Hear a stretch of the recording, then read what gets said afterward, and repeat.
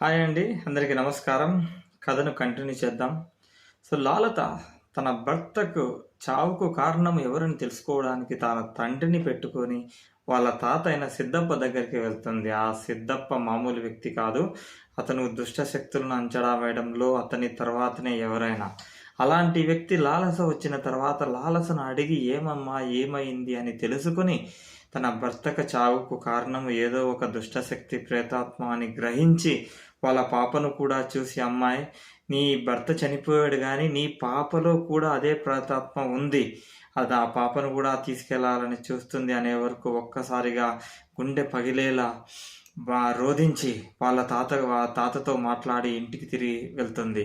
అయితే ఇంటికి వెళ్ళిన దగ్గర నుంచి లాలసకు అదే ఆలోచన, అరే నా భర్త చనిపోయాడు, నా పాపను కూడా పొట్టబెట్టుకుందామని చూస్తుంది ఆ ప్రేతాత్మ. ఎవరు ఆ దుష్టశక్తి, అసలు ఎందుకు మా భర్తను చంపింది, దానికి దీనికి ఏంటి సంబంధం అని రాత్రంతా నిద్రపోకుండా ఆలోచిస్తూనే ఉంటుంది. అసలు ఏం చేశాడు నా భర్త, అసలు నా భర్తకు దానికి సంబంధం ఏంటి, నా పాపను ఎలా కాపాడుకోవాలని చెప్పి ఒకానొక సందర్భంలో పిచ్చి లేసిన దానిలాగా అటు ఇటు తిరుగుతూనే ఉంటుంది. అలా 1 అవర్ తిరిగిన తర్వాత కుదురుగా కూర్చొని, అరే ఇది చేస్తున్నది మనం కరెక్ట్ కాదు, మనం టెన్షన్ పడితే సమస్య తీరుతుందా, కుదురుగా కూర్చొని ఆలోచిద్దాము, అసలు ఏంటిదా, ఏ విధంగా సమస్య నుంచి బయటపడాలని చెప్పి కుదురుగా కూర్చుంటుంది. ఒక్కసారి వాళ్ళ తాత అన్న మాటలు గుర్తు తెచ్చుకుంటుంది. వాళ్ళ తాత, అమ్మాయి ఈ పాపను కాపాడాలంటే మాత్రం నువ్వే ఏదైనా చేయాలి అని అనగా, అదేంటి తాత, నువ్వు అన్నీ తెలుసు కదా నీకు, నువ్వే ఆత్మను దాని నుంచి పోగొట్టొచ్చి పంపించేసి నా పాపను కాపాడొచ్చు కదా అని అంటుంది.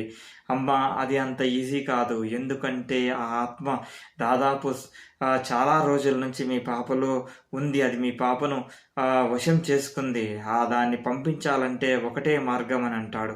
చెప్పు తాత చెప్పు, ఏంటి ఆ మార్గం అనగా, ఒక పని చెయ్యి, అసలు ఆమె ఎవరు, ఆ ప్రేతాత్మ ఎవరు, మీ భర్తను ఎందుకు చంపింది, దీనికి సంబంధించిన విషయాలను తెలుసుకో. నాకు తెలిసి అది మీ భర్త మీద పగతో ఉన్న ప్రేతాత్మ. నువ్వు దాన్ని తెలుసుకుని దానికి సంబంధించిన ఏదో ఒక ఆనవాలు, అంటే దానికి సంబంధించిన జన్మ నక్షత్రం కానీ, లేదంటే ఆమె యొక్క వాడిన బట్టలు కానీ, లేదంటే ఆమెకు సంబంధించిన ఒక ఏదైనా హెయిర్ కానీ, లేదంటే ఈవెన్ అస్థికలు కానీ, చితాభస్మం కానీ, ఇవి ఏదైనా నాకు తెచ్చివ్వగలిగితే నాకు బలం చేకూరుతుంది అని అంటాడు. అది గుర్తుకు తెచ్చుకుంటుంది. కానీ అసలు ఆమెను ఎలా కనుక్కోవడం, ఆ ప్రేతాత్మని ఎలా కనుక్కోవడం, అసలు నాకు ఏ విషయాలు తెలియదే అని ఆలోచిస్తూ ఉంటుంది.